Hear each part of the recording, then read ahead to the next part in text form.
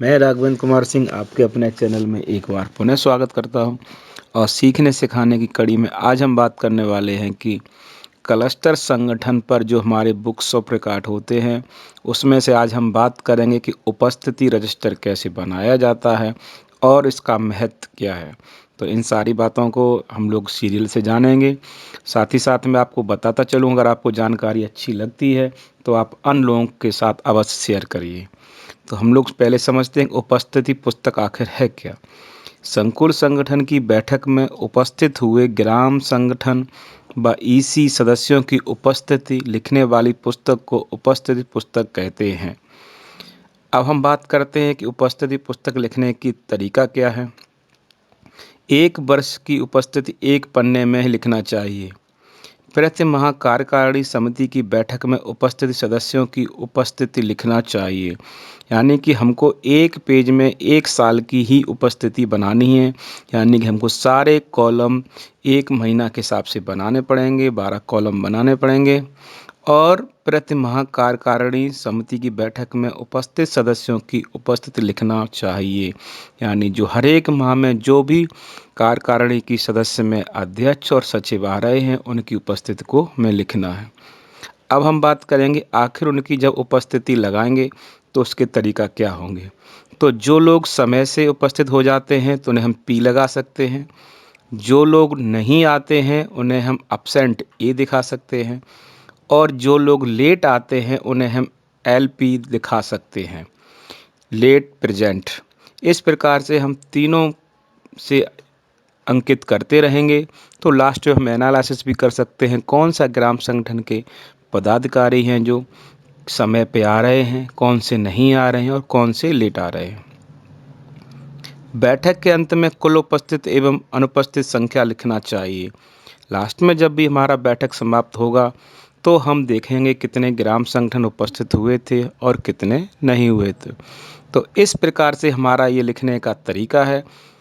आगे हम लोग बात करते हैं कि हमें क्या करेंगे।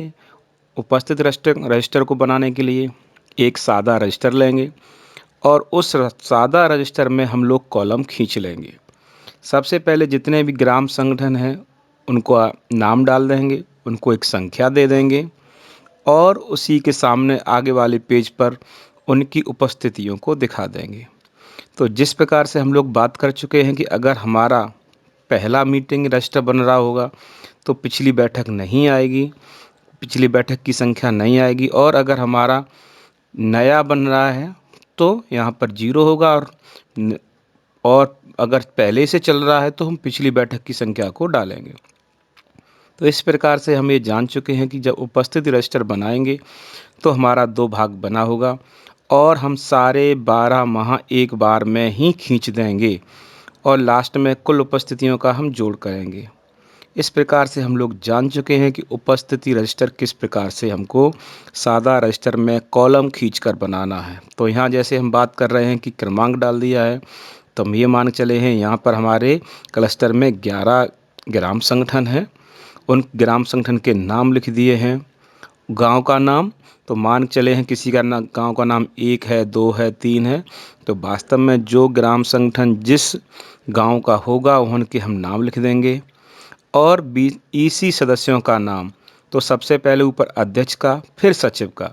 तो ऐसे हर एक ग्राम संगठन के 2-2 करके नाम हम लिख देंगे।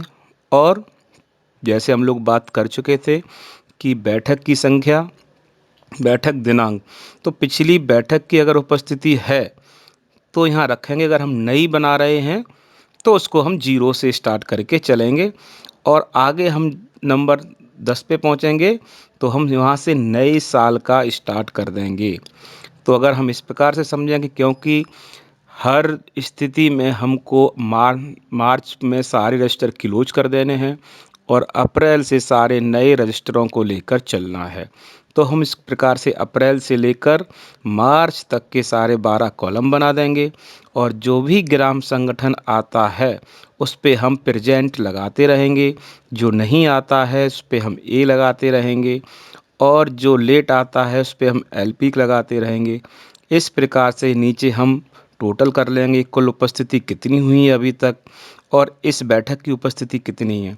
इस प्रकार से हम साधारणतः ग्राम संगठन की उपस्थितियों को हम देख सकते हैं कि कौन आया था, कौन नहीं आया था। इससे हमारे उनके बीच के संबंध भी पता चलते हैं और लेन-देन की स्थिति का भी पता चलता है। तो मुझे लगता है कि मैं आपको अगर अच्छे तरीक़ा से बता चुका हूँ, फिर भी अगर आपका कोई सवाल हो तो आप कमेंट्स बॉक्स में अवश्य लिखकर पूछ सकते हैं। आप सभी का बहुत-बहुत धन्यवाद। अगर आपको ये जानकारी अच्छी लगी है तो निश्चित लाइक करिए और शेयर करिए, अन्य के साथ निश्चित शेयर करें, जिससे कि अन्य तक ये जानकारी पहुँच सके। आप सभी का एक बार पुनः धन्यवाद।